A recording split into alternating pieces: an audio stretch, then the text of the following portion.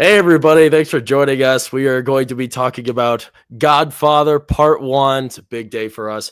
I have the pleasure of being joined by Gally-Ardo, a frequent flyer here at Gen Z Movie Reviews. And I was supposed to make your entrance special, Gen X man. My bad. I got a little preoccupied there, but we have the blessing to have the Gen X man along with us on this stream today. So thank you for joining us, man. It's good to see you. You're not Gen Z, clearly. But you know what? We were just talking about it backstage.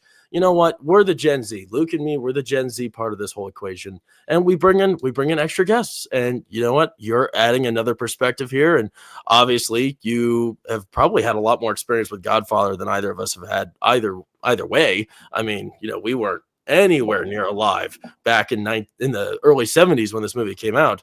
So it's going to be great hearing your perspective. Let's start off by just hearing how you guys are doing. How you doing, Gen X man? Well, I'm doing quite well. Just to set the record straight, I think I only saw this movie one other time, maybe in my early teens. I didn't find it interesting, and I went back to my cartoons. Nice. Okay, well that's fair. It sounds like you have a guest in the background as well. I have my own Nice. Okay, only one other uninvited, time. but yeah, Uninvited guest. uninvited ever present. Oh, well, that's good. The cats are welcome. The cats are welcome. What about you, Luke? How are you doing? You feeling good? Feeling good. A bit sleepy. That was a longer one of our longer movies, but you know, I'm excited to watch the second and third part. Okay. So you're not saying you were intrigued for all 3 hours of the film? Well, I wish I saw the beginning. I'm not sure how much I missed. Mm, I think But you missed like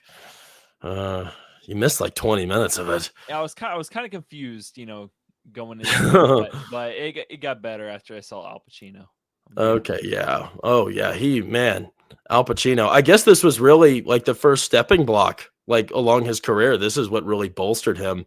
I guess he was known for like a small part in another film, but this was like his big deal. This put him on the centerfold. And I just love it when these amazing creators put these no-name actors in the lead. Like, Francis Ford Coppola, of course, he made Godfather Part 1, right? I'm curious to know about the other ones, if he made all of them or not. I'm not entirely sure. I know he made the second one. I'm not so sure because they made so many of them. And from what I've heard, they just get worse and worse. So we are probably only going to watch the first two and talk about the first two just to be safe because I heard the third one sucks. I hope it's not true, but that's what I heard.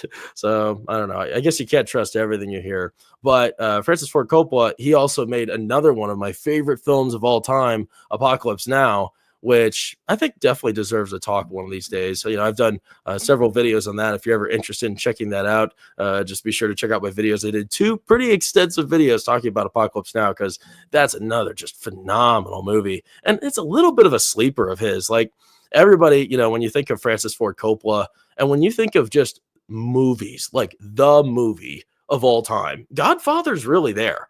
It's that one film that everyone just thinks of. When you think of movies, you think of Godfather, right? I mean, I think it sort of has that kind of ring to it. And, it was for us, it was a pleasure. It was a pleasure to revisit this. I think for me, the first time, oh gosh, when was the first time I saw this? It might have been, I don't know. It wasn't like super long ago. It was maybe a year and a half ago. And I remembered I was like intrigued by it, but I wasn't completely, I don't know, I wasn't completely sold.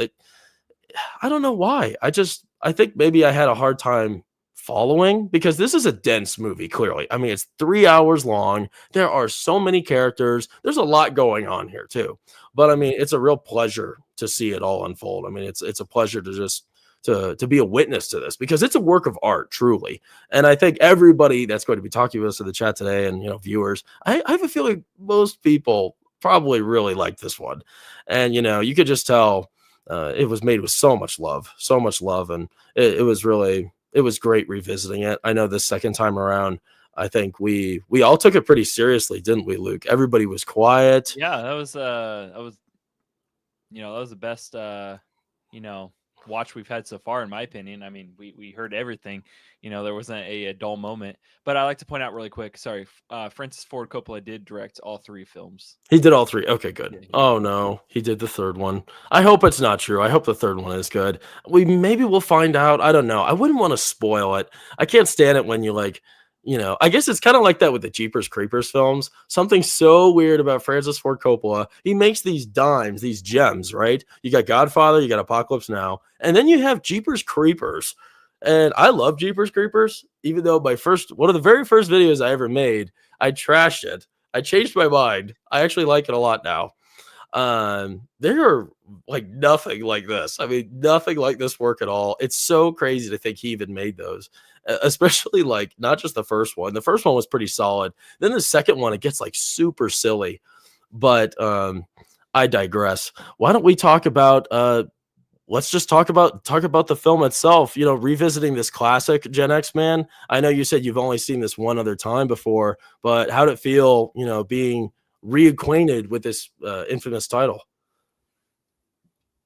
Well, I enjoyed it far more than I did the very first time I saw it. Like I said, was so many years ago, and it does hold your attention for that full span. I think you said it was over 3 hours. And there's a lot that happens dramatically to the characters, to the families that you see represented in there. And really, in some ways, I think it's a good study in leadership, even though the people are obviously, mobsters. I mean, that's why it's called The Godfather. But nonetheless, I found myself thinking about some of the things that the lead characters did to kind of control the situation, control the people around them. And I thought that, it was really important for them, for instance, to maintain their cool at all times. Don't always tell everybody around them what they're thinking. Certainly not people outside their circle. That's one of the ways you maintain control, is you kind of hold your secrets. And then they're constantly strategizing what their next move is, or what their next move is not going to be, and trying to figure out what the people around them are going to do or think.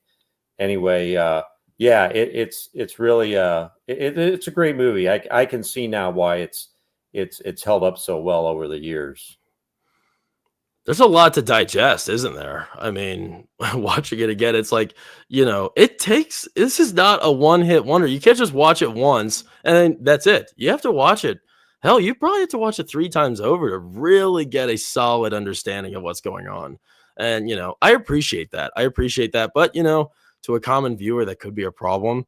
But, I mean, the way so many movies are handled nowadays, they've just become so dull and watered down that, you can just cruise like you're on some roller coaster ride with a bunch of visual bright colors left and right, turning your head left and right, up and down. No, this requires some intellect. It requires some comprehension, some understanding, deep thought and analysis, even just for anyone. You don't even to just understand what's happening. You have to reflect and you have to pay attention. And I think that definitely deserves some respect. But, at the same time, if you kind of lose your place like you did, Luke, like kind of starting off a little late, maybe that would screw it up. I think, the beginning of every film is, very important. I honestly can't really remember exactly what it was in the very beginning that you missed. I think we sort of just witnessed sort of the buildup of Don Corleone. That's this guy, Marlon Brando's character. We just sort of saw how he works, and we saw examples of his influence as the head of the Corleone family. And I think it was sort of an introduction to a lot of the main characters. I think that's something that this film really has going for itself, is it has a great brotherhood family dynamic. There's like a small set of characters that really push the story and have a lot of purpose. Of course, Don Corleone, he's like the leader, he's the mob boss, and he makes all the big decisions. Clearly, he's the head honcho. And then later on, of course, Al Pacino takes his place. Later on, because a lot of time passes in this film. This isn't just like one little year of events that transpires. You get I think you said 10 years, right, 10 Luke? years. Yeah, That's 1945 to 1955. Geez, that's a long time. I mean, a lot can happen during that, and it's really cool to see all of that unfold. And then you have Robert Duvall's character. Let's see, I think I have a picture of him in here somewhere. Yeah, he's the conciliar. Man, what is it? Conciliar. It's such a weird word. He's pretty much like, oh yeah, here it's the consigliere, and he's sort of the legal counsel of the group, and he's a lawyer and he's real smart. He's got the legal spotlight. He knows that world, and they certainly need that in this business, in this family. And I'm always curious, like, actually I'll get to this afterwards, but we also have let's see, what's his name, James Caan. I think I have a picture of him in here somewhere. Oh no, I don't. Dang it. Well, James Caan, he's very famous for Elf. He's here in the bottom left-hand corner. He's sort of the head buster. You know what I mean? He's he cracks skulls. He's rough. He's a ruffian, and he makes sure people do what they're told. So he's pretty interesting to watch in here. And he unfortunately goes through a very shocking end towards about 60% of the way through the film, which really it really shatters you when it happens. Like, you do not see it coming at all. And really, that's like one of the best parts of this movie, is that you just have no idea what's going to happen. I mean, I can't imagine many people watching this, like that are watching the stream right now, can remember exactly what it was like that first time, because there was so much to process the first time through. There were a few things that stuck out to me that really shocked me on my first watch through. I know we're going to be getting into some spoiler territory here, but Luke, why don't you get us started? What do you think shocked you? Like, a few different scenes that shocked you the most with Godfather, because it was full of big shockers. Well, okay, before I get into that, first off, spoilers, dude, it's 1972. Okay. You know what? I care about the user. I cared about the consumer's experience, because I wouldn't want this spoiled to me if I hadn't seen Godfather. Okay, fair enough. But you're right. I shouldn't even. Why do I even need to say that? There's no need to spoil anything. So ask the question one more time. So yeah, so like, this film is full of big shocking scenes, right? I mean, we were just talking about James Caan and his death. I mean, that to me is like the big one. But what were some scenes that you recall that like really shocked you? Like, you couldn't believe it just happened. It doesn't have to be just deaths. It could be anything in general. I think I know what scene you were talking about. Are we able to talk about that now? Yeah, talk about anything. Okay, is that the scene when he gets out of his car, or no, he's just he pulls into a tool, and yeah, that kind of shocked me. I mean, I was kind of just like, I was watching. I was not like completely, didn't have my complete attention, because I was I know what. You just didn't think it was anything important, right?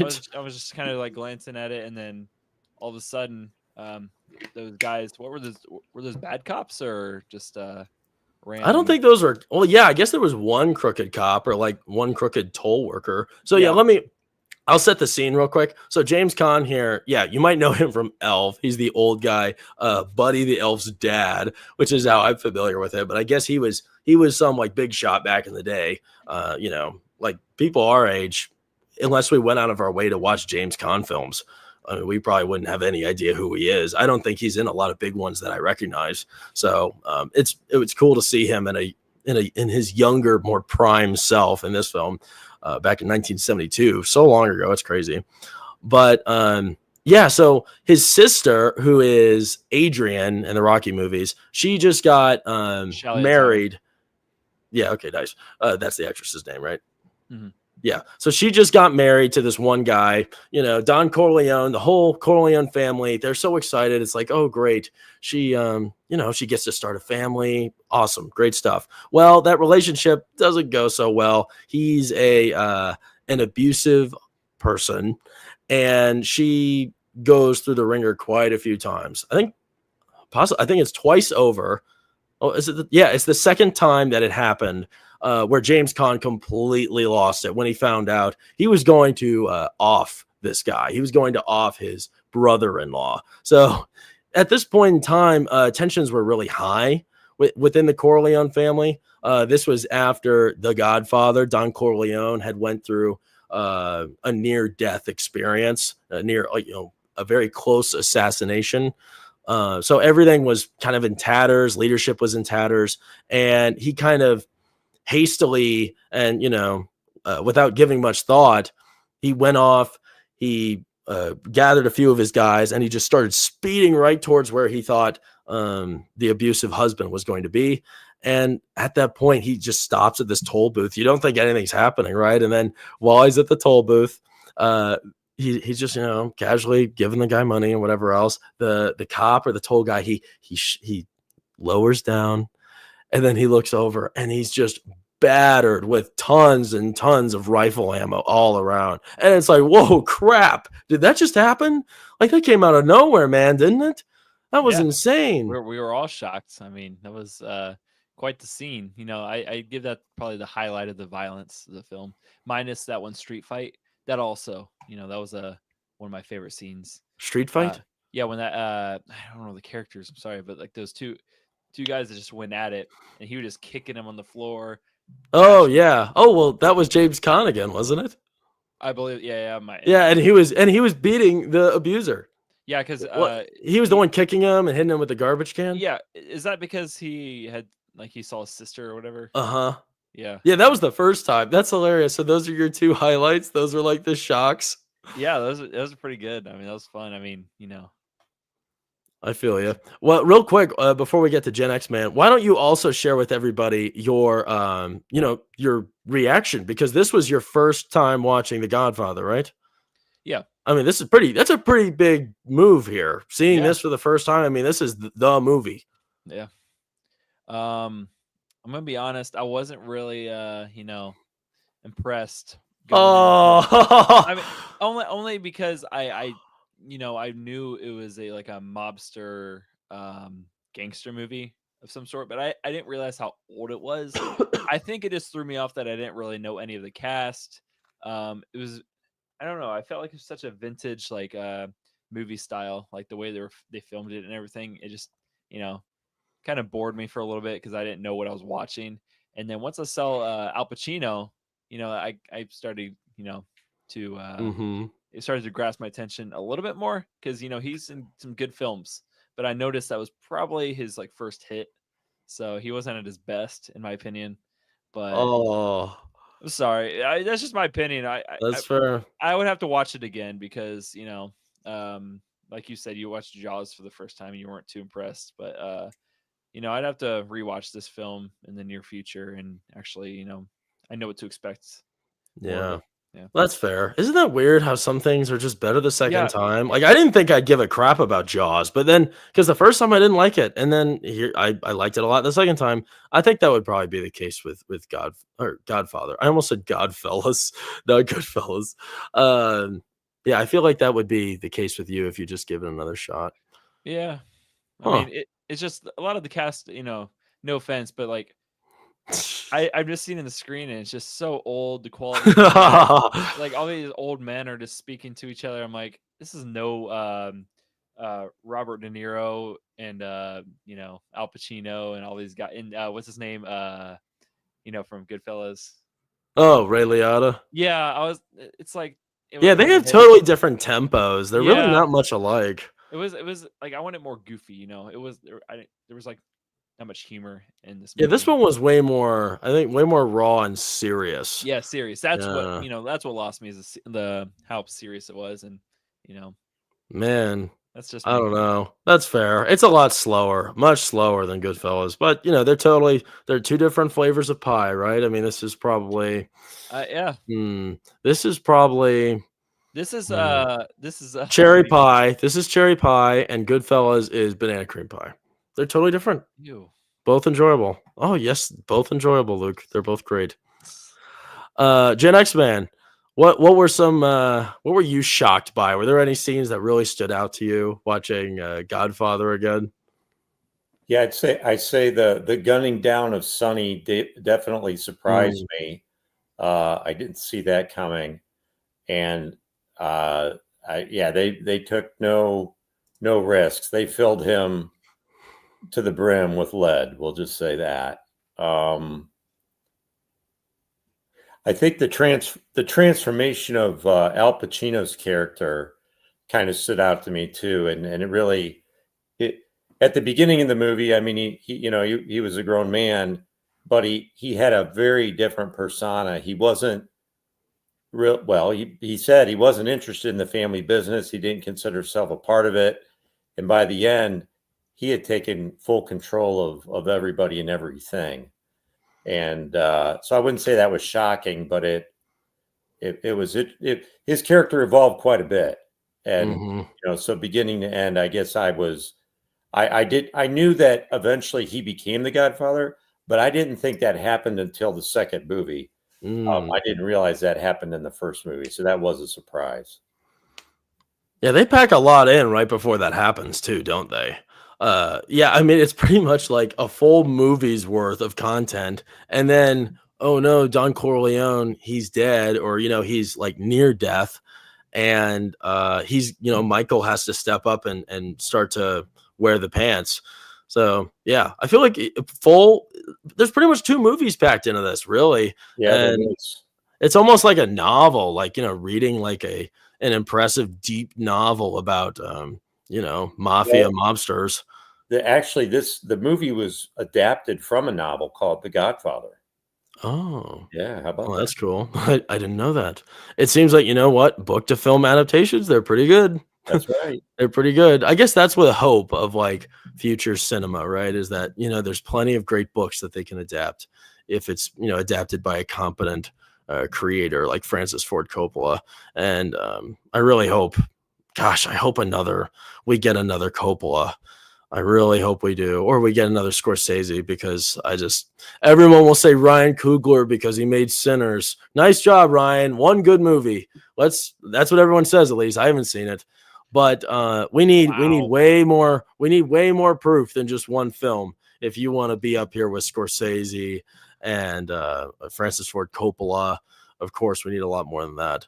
I think Jordan Peele is up there. I think he's solid.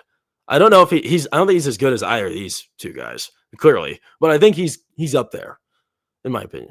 Mm-hmm. What were you gonna say? I was gonna be honest. You have not seen Sinners, am I correct? That's correct. That is okay. Correct. I'm gonna say right now, I'm not trashing it. I know, but he's gonna be on the road to be. He could be the new potential. Not the new, but a Scorsese level. That. I mean, I can tell that he's someone special. That was unique. I hope he's the next one. I'd like there to be a new one. I need another one, because I don't want to just eat from the pig trough anymore. I want something rich and great. Right. Proctophile agrees with you. Okay, he agrees with me. Okay, good. Thanks, Proctophile. We'll get to the chat pretty soon. All right, Jex, man. Well, that's cool. I think Godfather. I mean, just the name itself, you've heard it a million times. It's just like last week we talked about Jaws. We had a great conversation with Kyle Corwinth. Here we are again today with another one of those films. Jaws is the movie. I mean, when you think of movies, you think of Jaws and you think of Godfather. I mean, those are really the 2 big ones. I really can't think of another one that's up there. What do you think makes Godfather so iconic, Luke? Because, like you said, this is an old movie, early 70s. And you know what? You're correct. Also, it showed. I like watching older films more than anything new, obviously. But this one really showed that it was old. I don't know what it was. The grain, I think the style, I think maybe it was also the color palette. Everything was pretty dark. So it made everything look a little, I don't know. It didn't look very 3-dimensional at all. It was all kind of flat. But, that was probably the style they were going for. But if you want to get us started, Luke, what do you think makes Godfather so iconic? Okay, I'm gonna this might sound very ignorant, and I'm gonna speak out of my ass here, but this was what I think the first mob gangster movie, like the first, big hit, at least. That's what got it started, and it had Al Pacino. He launched it off. I think he launched. I think it's the biggest box office draw, because I was looking up some fun facts, and it's crazy. This movie, it was super cheap. Yeah, it had a modest budget of $6 to $7 million, but it grossed nearly $250 million worldwide. I mean, that's back in the day, 1972. That's insane. That's a lot of money back then. So yeah, this was probably the big one that got people interested. But continue. Yeah, I mean I think that's why I think it was such a big deal and still is a big deal.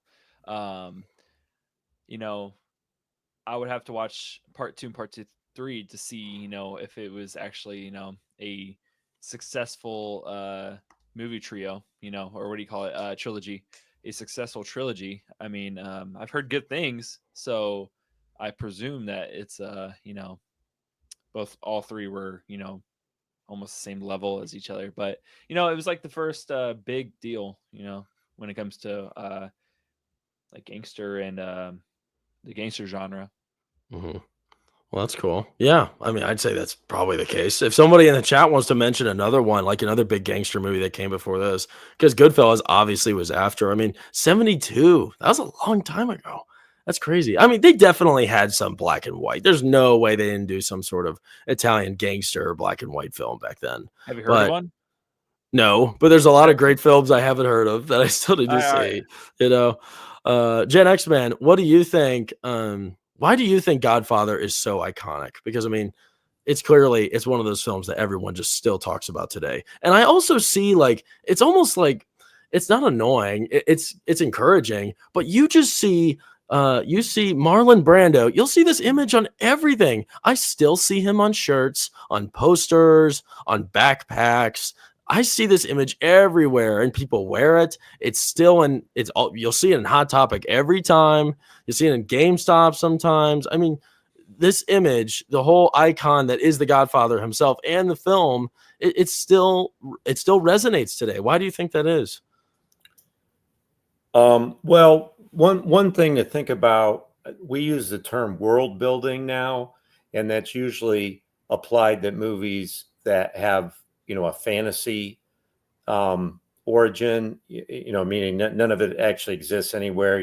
They make it all up for Hmm. purposes of the movie.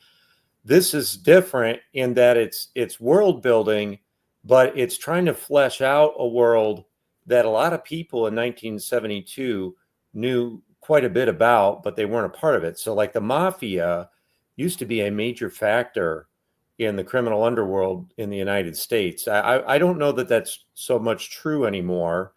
And in some ways, they even give you some hints in that movie, which maybe we'll get around to later, that they knew that the Don Corleone character, he knew that eventually they were all going to kind of disappear, and go away. Whether or not the makers of the movie intended to communicate that, they sort of foreshadow what ultimately would happen to the mafia, which is, I think, they kind of evaporated. But anyway, a lot of people, especially if you lived in big cities, namely New York and Chicago, you may not have been in the mafia, but you probably had interactions with it, even if it's peripheral. Like maybe you knew somebody that had been approached by the mafia. I had a relative that, now this is going back many decades and even before the 70s, who was approached by someone that wanted to make a offer to them they couldn't refuse, and they did refuse it, and he risked his life in doing that, but they didn't whack him. There, in another relative lived. Actually, both of these stories are from Chicago. So the first one was my grandfather. Okay, do you guys mind if I digress about this one? Sure. Okay, so my grandfather, or one of my grandfathers, he used to work for this grocery store chain called Jewel.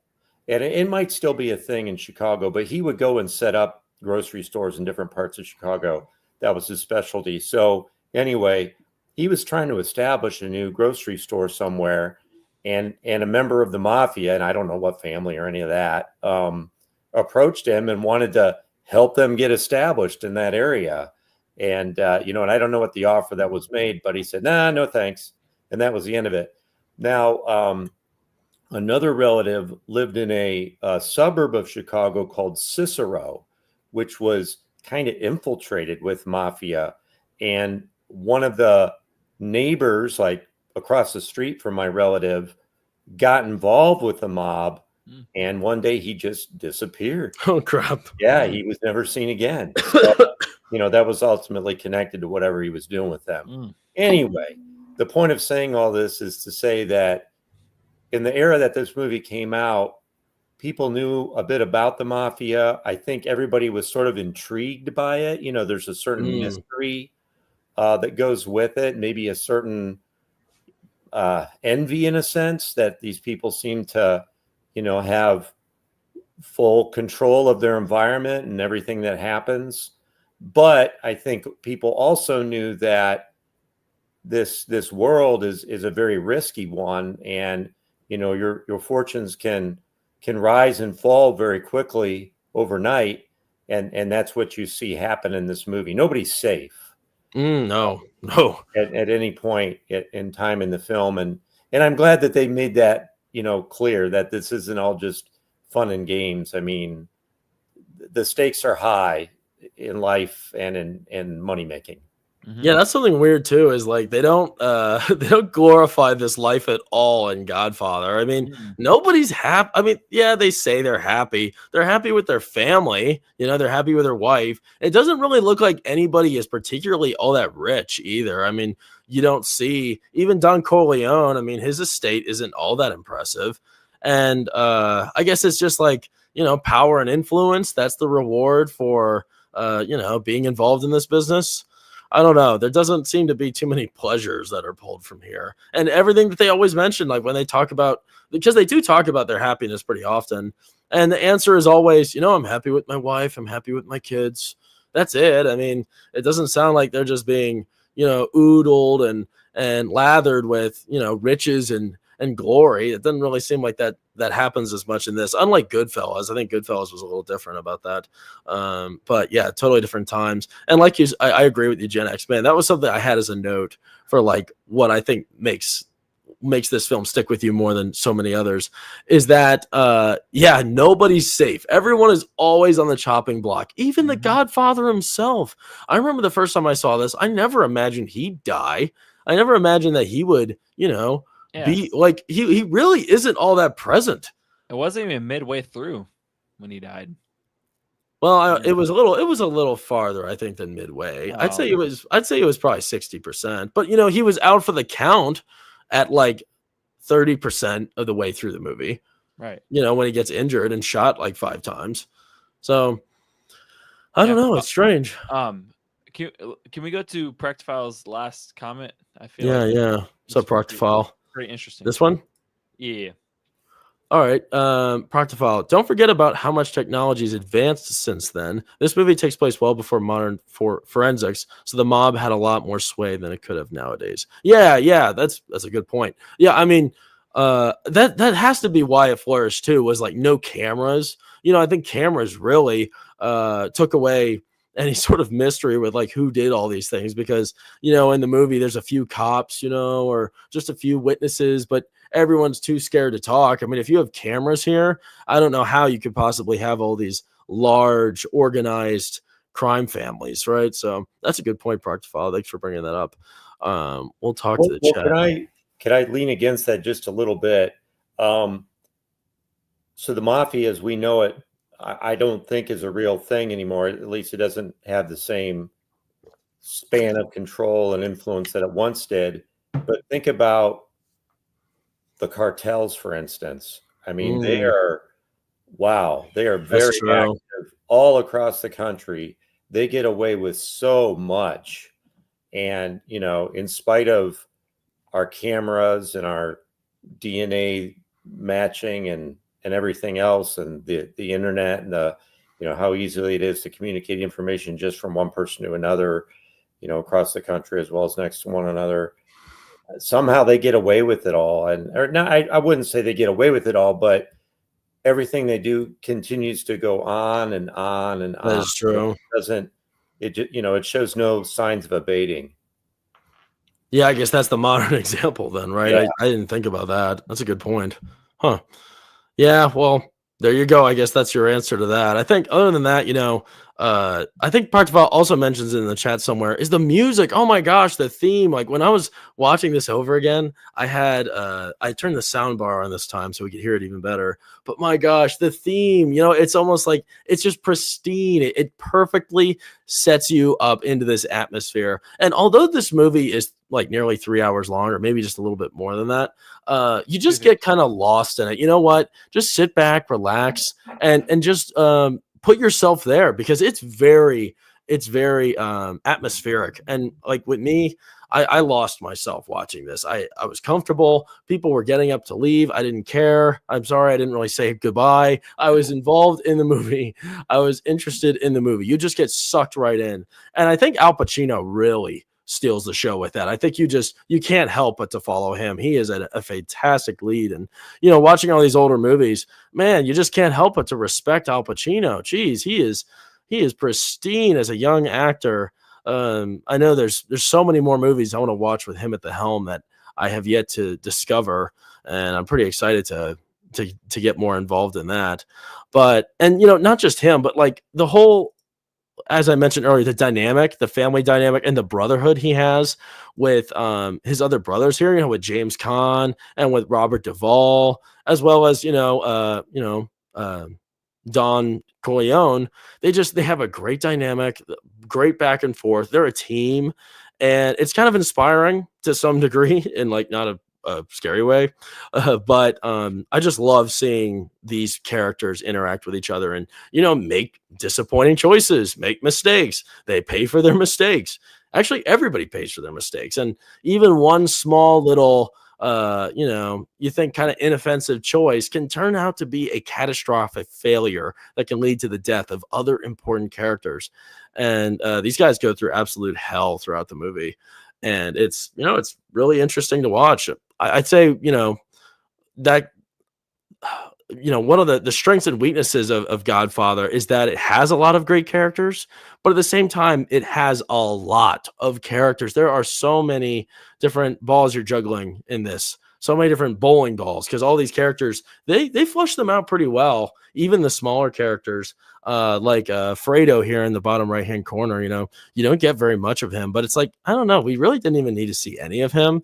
We had so many of these like side characters, and they kind of eat up screen time. And at the end of the day, it just kind of, to me, it detracts a little bit, even though it's world building, and it creates the atmosphere. It sort of detracts me, and I don't know, it makes everything a little more confusing to understand, because like I said, this is a dense film. Godfather is very dense, but yeah, I mean, I think that's what's mostly shocking here. As for deaths, there are so many deaths. Oh my gosh, these guys. That's kind of something I always liked about Walking Dead. Was I liked how Walking Dead, it did not fear from killing all their characters. And unfortunately, it didn't fear it so much that at the very end, they had no good characters left. All the great characters are either dead, they're missing, they're incompetent. It's sad. And that's sort of, that's what makes this film feel so real, and it shows the stakes. The stakes are so high in Godfather. My gosh, are they high? And transfer of power and the character development is just insane here. Were there any? I know you guys were mentioning like James Caan's death, but were there any more that stuck out to you? Because I have one more, and it's like I can't get it out of my head. That guy that was shot right in the eye. Yeah, I have that one stuck in my head too. The casino owner. Yeah. Yeah. That's pretty crazy. That was pretty gnarly. I mean, that was, yeah. At first, I thought for whatever reason his the glass on his glasses just cracked, and then all of a sudden just filled with blood. I'm like, whoa! And it seemed like he was still living, which didn't make sense. Like they did that so many different times. When after they were shot, in the head, they were still like reacting. I'm like, you were just shot in the head, dude. You're not alive anymore. That's true. Good point. Yeah, that's something like that kind of, it shows the age. And I think you also mentioned when we were watching the movie, like when James Caan was beating up his sister's abusive husband. Okay. It was like, you literally just see him punching air. Yeah, and it's like, no, James Caan, get a little closer. It's even worse than Rocky 1. Like, no offense to Rocky 1, it's just it was like this much like like punching like that. It was Uh-huh. like, oh, you can do different camera angles now. Something I didn't like about Rocky 1, I also didn't like how, it kinda makes sense, but you couldn't hear very much in the ring when they were fighting each other. Like, it was all so muffled. I didn't Yeah, like that. they did good with like the movements though. Yeah, sure, yeah, it was alright. For me, I definitely have to mention it. It's like it was so devastating seeing, Al Pacino's first wife die, her. Right in the Uh, car. yeah, I was like, so what happens is, after Don Corleone, the Godfather, he gets, nearly assassinated, and Al Pacino, he sort of enacts vengeance on two of the guys that were like somewhat responsible. And after doing that, he went off on his own, and he had to get away from town. So he flew all the way to Sicily. And while he was there, he was like, kind of just chilling, taking it easy. And he runs into this girl, just kind of some random lady in the village, and he instantly falls in love with her. And my gosh, did I love seeing his pursuit of her. Oh my gosh, it was so interesting. He had this wonder in his eyes, like he really just saw the love of his life. And I was really drawn to that. And I was really happy to see him, marry her. And I was really excited to see their relationship continue. And normally I don't really care most of the time, but this really captivated me, and it took my heart. And it was so devastating to see that she's in the car on her own, and she, he's teaching her how to drive and everything, and she blows up and dies right there on the spot. This was also right after James Caan died too, so his brother just died, and then she just died right after that. And oh my gosh, it was like, oh, when I saw it again today, it hurts. It really hurts. Gen X Man, do you have any more? Were there any more shocking deaths that kind of stuck out to you? Oh, shocking deaths. Yeah, Um, other than James Caan, because I just mentioned, the wife. That was really sad to me. well, I wouldn't say it was a shock. It was more of a pleasant surprise. The wife beating husband Mm. got his in the end, and that was certainly well deserved. And I was sort of, I mean, that they kind of lured him into a trap, although I don't know, got him relaxed and thinking they were going to take care of him, even though they were displeased with some of his behavior. But no, they killed him. And because he had, he had almost caused the death of multiple people in their family. And he had also beat up his wife, who was the sister of Al Pacino's character. Yeah. And so the guy was just a complete loser, and he paid the price. So I That's true. wouldn't say I was shocked. I was pleasantly surprised when he finally got hit. Yeah, it seemed like he was about to get away with it too, and it's like that was something that was so kind of refreshing, was, once Don Corleone, he passes the mantle to Al Pacino. He doesn't just, it's not like he just dies and he becomes, the Don. He passes the mantle, and there was there's mentorship there. I really enjoyed watching that.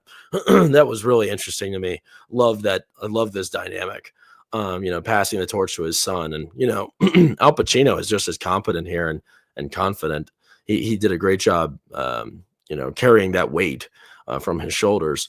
But yeah, something that was so cool was that he was different. Don Corleone, he was more. I don't know. I wouldn't say, he definitely wasn't more kind or virtuous or something like that, but I think he was more level-headed, and he wasn't really out for blood. Didn't really seem like that was ever really his intention. I think he liked to put a scare in people, but I don't think he was out to kill people necessarily. But once Al Pacino took the reins, that all changed. He is his own man here. And he goes on a crazy headhunt towards the end, and pretty much kills a lot of those other family heads, the leaders, as well as other people that have wronged the Corleone family. And it was really crazy to watch that happen. And that, I think his name was Carlo, the abuser. When he had him cornered towards the end of the movie, it's like, wow, is he gonna let him go? But nope, he didn't let him go, and that was it. You point out something there, Brawler. That's a really good point. They did have they had different priorities. It seemed like Brando's trick was he was building all these alliances by doing favors for people, Mm, and then telling them, I might ask you to do a service for me someday. I mean, that was really the opening scene, and it illustrated kind of how he garnered his power was just basically by helping others around him that needed help when they needed it. Whereas what you saw with Pacino is he built his power base by killing the competition. yeah. Yeah, And those were pretty not a different. necessity, but nonetheless, that was how he operated. He wasn't trying to build his empire with relationships. I'm wondering, like, more people will know because they're probably, viewers probably are more familiar with the second one because I haven't seen the second one. Luke hasn't seen the second. Have you seen the second one, Gen X fan? I don't know. It's been so long I don't remember. Well, I haven't seen it, and I wonder. I imagine we're gonna get that fleshed out in the second one though, because I want to see what kind of leader he is in part two. Because yeah, he just seems like come on, Luke. He just Sorry, seems like sorry. he's just out for vengeance in here, out for blood. I think that's probably going to change. So, definitely curious though. Let's get to the chat and talk to everybody. Thank you all for joining us here today. Yeah, we surprisingly don't have many like Godfather related. Oh, that's weird. Hi, Cass. Thanks for joining us. Proctofile. What's up, boys? How we doing tonight? We're doing good, man. It's good to see you. Thanks for joining us. Let's see here. Come on, guys. Good shot. All right, here we go. Proctofile. I'm gonna respectfully disagree about Jordan Peele. His writing falls apart quick if you put any thought into it. Oh no, Proctofile, don't say that. The first 2/3 of Sinners was solid, though the idea of vampires needing an invite to come into your house is the kind of dumb stuff that only works in fairy tales. The ending was rough for me. Hear that, Luke? The after credits, or That's so weird that there is a post-credit scene. because I think he might be talking about the after credits. I'm not sure, but Huh. I don't know. I appreciate that Proctophile is a someone who likes some things and not other things, and he'll explain. Oh yeah, that's good. Yeah, I like the explanation. Viewer. He's a good viewer. He's great. Yeah, I mean, you're probably right about Jordan Peele. I guess I haven't really. I've never dived deep into his work. I've watched Get Out and Us so many times over, and man, I love both of those. I wasn't a big fan of Nope, but I'm curious to see what his next directorial debut will be. I know he's producing some new weird movie, but I want to see him in the director's seat again. I don't want him to produce something. I don't care. Come on, let's put him back in the director's chair. He also did a great job with the Twilight Zone. He remade the Twilight Zone. I really enjoyed that. Oh yeah, we talked about this. Solid point. I should have said that it couldn't exist in that form nowadays. Thanks for the counter. The mafia in those days was a lot more proud and open about their actions and place in the world. Yeah, I'm curious about that. Yeah, who's still left? They're in Italy now. Like that's where it's still big, The mafia. Yeah, the Italian mafia, they're all in Italy. It used to be in New York City and all the big cities, but now over there. What's up, TGV Monster? Hi, everyone. Good to see you, man. The mob family had a sense of honor to them, even though they were a crime family. Yeah, the honor's cool. The loyalty. I always like seeing the loyalty. The last third of the movie overall. Okay, I don't know what you're talking about. He was That's cool, man. What he didn't like of Sinners. Okay, I gotcha. Well, so we've been saying a lot of good things about Godfather, and there's so many great things to say. But we can also nitpick a little bit. I mean, this is a long movie. There's some things that could maybe be, I don't know about fixed, but they're adjusted. Gen X man, I'm definitely curious about what you think. Were there any portions of the film you really didn't enjoy, or you thought could just be removed, or I don't know, altered? Some things you change around. What do you think?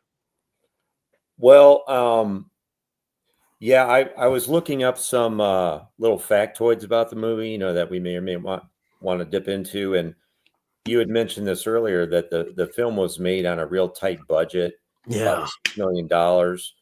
and that forced the director to get creative with locations and sets. And I kind of got that sense after a while. I felt like we were sort of seeing the same places multiple times, maybe just put the camera pointing from the right versus the left. And not that there was necessarily anything wrong with that, but the physical world was quite limited uh, in terms of, just set locations and where things occurred. That's a good point. Yeah, it seems kind of contained, like it's sort of claustrophobic. Yeah, most of the time, I mean, they're just in small rooms talking. So, is that all you got? I mean, that's not too bad. But you guys also pointed out, like, the wife beating up the wife beater. Some of those punches were obviously, hitting the air, and it almost looked like professional wrestling. I mean, the gun, certainly the damage done to bodies by the bullets wasn't as, contemporary as we see it portrayed now. I mean, it looked like just red ink out of a pen or something, just spilled on bodies, and like James Caan, when he took all those bullets, he was still kind of writhing and trying to get out of the vehicle, and he should have been instant death after the first second or so. Yeah. And so that was a little over dramatized. But every era of filmmaking has its ups and downs, and I would say that modern filmmaking has tried to create such realistic violence at times that we look back on how they did it in older films, and we laugh at it. But that was just the convention back then. People were fine with that, with how the bullets and the blood and the bodies kind of wiggling or whatever in an unrealistic manner. Just everybody was used to that. So, but yeah, looking at it now, it looks kind of sophomoric. Well, yeah, it's funny. Like, Apocalypse Now came out not long after this did. I think maybe 4 years. I think Apocalypse Now came out in 1976, and this was 1972, I believe. And I mean, he made a pretty big change. Yeah, I mean, you have these guys here, and they give kind of like writhing, wiggling deaths, and they would just immediately probably just turn limp, right? Just be flat out dead, especially James Caan. But yeah, in Apocalypse Now, I thought it was like real. It was really real. It felt too real in Apocalypse Now. I was like, sheesh, that guy is dead. He is dead, or he is going through a tortured death right now, and it looks like it. So yeah, I think Coppola definitely adjusted later on. But what about you, Luke? Do you have anything else you haven't mentioned before? Just the pacing in the movie. It was it almost felt like a TV show, like an old vintage, like TV show for whatever reason. Just give me those vibes. But also like the I don't know, just the portrayal of women and everything in it. It's just I don't know. It's just like that's what I also saw a bunch of sources on that.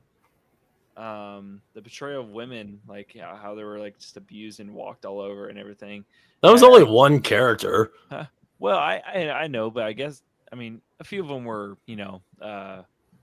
looked down on and everything, and I don't know, just I didn't think they pushed that in here, really. I didn't get that sense. Well, I don't know. I think it's just me, but just the depiction of the organized crime and everything. I don't know. No, I agree with you, Luke, that there were no women characters that had any real influence on what was happening in the movie. I mean, they were just sort of placeholders. Here's the wife, here's the other wife, here's the sister, here's the mother. They're doing their thing, but nothing about the story turned on anything they said or did themselves. Right, that's what I'm saying. Yeah, it's just the whole portrayal. Well, I think it maybe would have made a bigger difference if if the guys let them bother their system, right, and their decision making, because Al Pacino obviously didn't really care much about his girl's input, and then yeah, it seemed like everybody, all the ladies, just kind of backed off, like they let the business just run. And I mean, this film's about the business. It's not about I guess it is about the family, but I mean, all the family stuff we see is really strictly business. So I don't know. The ladies just kind of keep out of the business, and I don't know. I had no problem with that. I don't need to see exterior drama that doesn't need to ruin these films. So that's fair. I don't really have too many other complaints. I'd say the pacing is a fair complaint, and that it's a lot of it's just sitting and talking, a lot of sitting, a lot of talking, and I like that though. I love dramatic, suspenseful conversations. And I love how deep they get. Gosh, they have some deep conversations. And I love, just like Al Pacino right here, he gives these really deep, rough, intimidating looks. We just see a whole series of these from all the characters, and they're real character portraits, and developing portraits. He becomes the Don, and it clearly shows at the end of this movie. It progresses beautifully, and it's like a work of art, as I mentioned earlier. I don't have too many complaints, and I guess the only thing I would change in the film is maybe at times I would speed it up. I'd get rid of some of the exterior characters, or I would cut them, and I'd also give us more Don Corleone. I want more of the Godfather. He should not have went out so early on. I mean, he's this iconic character. I don't think we get more of him in the later movies in like flashbacks. At least I hope not, because I really don't like flashbacks at all. But yeah, I don't know. Not too many complaints. I'm definitely curious to know what you guys think. I have a list here of Francis Ford Coppola's films, and I want to know where you guys would maybe rank Godfather here. So Jeepers Creepers, those films aren't listed here, but those are some of his famous movies. You have Godfather. You got Megalopolis, which is the new film that unfortunately was terrible, I guess, and it flopped hard, even though he produced it himself, which is sad. Apocalypse Now, of course, that's a big one. Lost in Translation. I've seen that poster so many times. I haven't seen it though.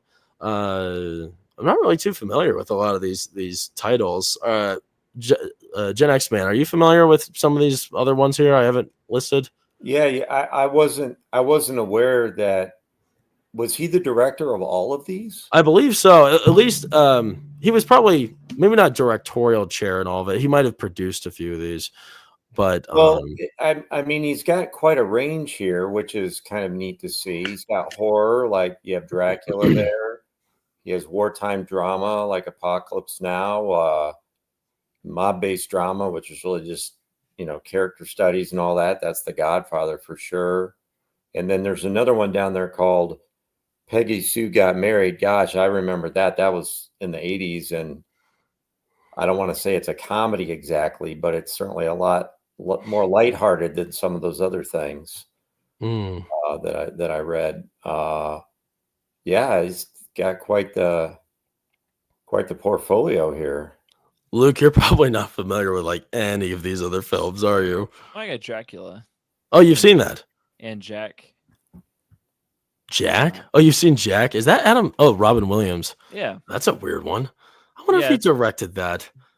I mean, that'd be so weird. It is weird because like it's like the only like comedy movie I believe in this whole section. It's such a different movie. Like have you? It's like kind of like the movie Big with Tom Hanks. Mm-hmm. It's like the same kind of thing, I think. Okay, but Robin Williams edition. Yeah. Correct me if I'm wrong, Gen X Man. I'm sorry, what? With a big relating to Jack with Tom Hanks. Oh, yeah, Big. I don't think I saw Jack, so I can't comment. Yeah, it's like the same thing. It starts off with a kid, and then he wakes up, as a grown man, and still the little kid is in the old man's body or the grown man's body. It's like the same. I don't know. I don't know how it relates to any of these movies. It's such a weird rap sheet here. I know, it's like it's unbelievable. It's unbelievable he did the Jeepers Creepers movie. I just can't even believe he did those because they are just so wildly different. I'm starting to love those movies. But Yeah, I guess I would put, for me, Apocalypse Now is easily number one. Next up, Godfather, and then next up, Jeepers Creepers 1 and then 2. I haven't seen. I hate to say, I just haven't seen any of these other ones. I got some digging to do, some research, because I want to watch more of these like cult classic films. I don't like see any of these. I don't even know these titles, so they're probably not. They probably don't have that weight like Apocalypse Now or Godfather. He might have just had 2 zingers, and then the rest of these are like, meh or okay or good or just not that memorable, which would be sad. I don't know. All right. Well, I think we're about to finish up, everybody. So, final diagnosis: do you guys recommend viewers watch Godfather? I recommend it. I mean, it's like saying, if you want to understand like American literature, there's just a certain set of books you're supposed to read, right? Mm-hmm. And I'm not going to try to create that list now, but I think The Godfather is one of those movies, American-made movies that is on that list of classics. And if you want to be a well-rounded movie viewer, you should probably check it out, because I think it probably influenced a lot of movies that came after it, and certainly certain phrases in that movie became kind of used common parlance among us. For instance, like sleeping with the fishes or making you an offer you can't refuse. I mean, we've all heard those things, and this is the movie where those phrases came from. And there might be other things like that too. So yeah, I think it deserves to be watched just because of the influence it's had on movies in America and also American culture. I like the way you put that. Yeah, it's like reading Tom Sawyer, right? I mean, this is the Tom Sawyer of film. This is the one you watch that sets the standard for storytelling. So yeah, good point, Gen X man. Thank you. What about you, Galliardo? I agree with you, Gen X man. That's you have to watch it at least once. I know it's a classic, a pop culture classic. One of the first gangster movies. It's kind of like watching right now I didn't feel complete after watching Goodfellas, because that was like one of the first mob movies I've seen. I'm like, well, I've seen Goodfellas, but I haven't seen The Godfather. And I've heard so much of this movie growing up. Scrolling through Guide on my old DirecTV, I always used to see The Godfather, and I'm like, I'm not gonna I don't know what that is. So it's cool to actually have watched it for the first time. I can see myself enjoying it the second time around. So yeah, go out and see it if you haven't watched it before. You could really be into it. But I personally, I've seen it. I put my time into it. Now is for 2 and 3. But there you go. But yeah, I gave that a solid 7 out of 10. And that's 7 out of 10, Luke. That's only because I did not know what I was getting into. I would have to watch it again, probably for a higher rating. But that's fair. That's what I give it the very first time, like going all in off the deep end with no expectations. All right, that's fair. Fair assessment. Yeah, I definitely recommend it. I think there's just a few scenes that you might want to skip, but I mean, other than that, it's pretty good. Solid entry. And yeah, like Gen X Man said, it's a staple. It's an institution. It's an institution everybody should watch. Not children, probably not children. It's still pretty violent, and I like, the violence is definitely pretty interesting though. So that's pretty awesome. I imagine everybody's probably seen it. But yeah, if you haven't yet already, I hope we encourage you to see it, even though we might have spoiled some things, even though this movie is, geez, how old? 53 years old, man. Al Pacino. I mean, if you see Al Pacino now, he's super old. My gosh, he looks like a raisin. It's just so weird to think that like all these great actors are so old now, and unfortunately it shows. And I'm curious to know if he's made like a really good film recently. I don't know. I'm not too aware with the newer stuff, but we'll get to a few of these chats right before we go. Thank you all for joining us today. Before we get to these, though, please make sure to like the video, subscribe to the channels. Really appreciate it. And share with anybody that you think might be interested in diving deep into The Godfather, because it's worth it. Turn on that notification button. And yeah, click the bell. That's right. Even to Galliardo's channel as well. He's still active on YouTube, so make sure to check him out. Like I said, if you want, It's nothing big. It has nothing to do with movie reviews. Yeah, just having fun. We like to have fun on Luke's Yeah. channel. Brown Eyes of Mandalore, what's up, man? Just able to pop in for a bit. How y'all doing? I mentioned before how this is my dad's favorite. He literally watches it several times a I month. saw that. That's Several times a insane. month, man. That's a lot of hours. Oh, that is a lot of hours. You must- I'd see it again. I don't know about several times a month. There's not many movies I would do that for. Hey, I like the passion though, Brown Eyes. That's cool. The Proctophile, perfect example of poor writing is Us. Oh no, come on, man. I love Us. The movie claims that somehow the government secretly had clones of everyone in America, clones that mirrored everyone's actions somehow. Yeah, it's true. Yeah, how is that even possible? I don't care. It was fun. It was fun. I don't think it's like turn your brain off fun, but you do have to accept that reality, as silly as it is. Yeah, so Brown Eyes naturally knows this movie very well and its dialogue. Yeah, I bet. He probably got it memorized. And then Proctophile continues talking about Us. How were such clones made? How was everyone's DNA harvested? How are they fed? Why do they mirror the actions of their sources? When was their housing built? Why is it linked to a carnival ride? Yeah, that's true. They don't really answer a lot of those. They were fed with rabbits for some reason, I guess. Yeah, that's a good point. I don't know how they could like sustain themselves by eating rabbits all the time. Brown Eyes. I honestly really liked Sonny's death. That's not Robert Duvall, James Caan's character. The way he rides all over the place, gets out and screams. It's cooler and dramatic. Yeah, it is dramatic. Yeah, I guess it's more theater to it, right? Mikey, you don't want to talk to a man like Mo Green like that. Fredo, you're my brother and I love you, but never take sides against the family again. That didn't sound anything like him, but I wanted to do an epic voice. Yeah, I didn't know what you were going with. That didn't even sound like Michael. I didn't know who I was. I'm just reading. Brown Eyes. The portrayal of the women like that were intentional. They weren't part of the business, turning a blind eye. You see that, Luke? Brown Eyes is spin right now. Listen to Brown Eyes. Hey, sup, Caden? Good to see you, man. Yo, thanks for joining us, man. Haven't seen you in a while. Brown Eyes. I have a theory that Kay is the villain of the Godfather series. She was responsible for the bomb in Michael's wife's car. She instructed her son to spray pesticides on Vito and many more. I don't remember that part. Maybe that's in another movie. She instructed her son to spray pesticides on Vito. Oh, is that what those were? Oh. My gosh, you're going deep. I remember the kid spraying. I thought he was just watering the plants, but you think those are pesticides? That's interesting. Wow, that would be a sad revelation. Maybe. Wait. Are you saying that little kid actually ended up killing Court? That's what I like that Gen X fan jumps in.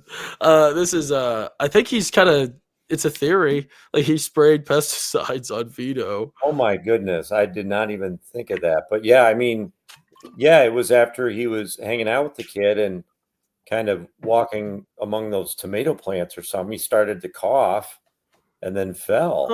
I wonder if that was part of it. Huh. Very interesting. I guess, yeah, if we all watch this several times a week, we would begin to things, wouldn't we? We need to do that. It needs to be every Tuesday we talk about Godfather. Proctophile. Come on, man. The best part of any story is the character development that occurs over the span of the story. A lot of my favorite movies are mostly just people talking. Hey, same here, man. I don't want to give the idea that that's not the case with me because I love just long conversations. Apocalypse Now is on my top 5 favorite movies of all time. It's a psychedelic experience. The Doors making it all the more better. Oh yeah, man. I love that. This is the end. That's classic on that.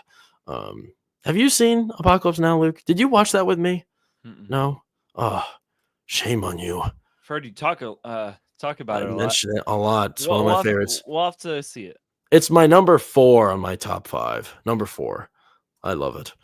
Proctophile. Haven't seen most of them. Somewhere in London, Lance is scowling in his sleep at me, but I really like his version of The Outsiders. Oh, is he a big fan of Francis Ford Coppola's work? I imagine that's what you're talking about. keep me posted on which ones you decide to watch if you want to talk about them sometime. Oh yeah, man, we'll do. Oh, you want to quiz us on Mark Twain, of course. Hey, and that's me, Proctophile. That's me. Don't hate. Godfather came out 5 years before the Atari. Imagine that. That's a pretty big change. That's crazy. Huh. And then lastly, Brown Eye says that his dad or grandpa watches the same things over and over again. Yeah, we all have comfort films, right? Comfort shows, comfort films. But anyways, that's going to end everything for us today. Thank you all for joining us. We had a lot of fun talking about Godfather. If you have another comment you want to leave us in the chat or leave us in the comments below talking about the film, maybe we missed something, please be sure to share, because, you know, we go on to talk about these old movies in future streams. I mean, today we talked about Jaws. We talked about all kinds of stuff. So we always appreciate the input, and we want to learn something too. So please be sure to share your thoughts in the comments below and give us a like, share, subscribe to the video as well. And we appreciate you guys as always. And well, we'll see you guys next time.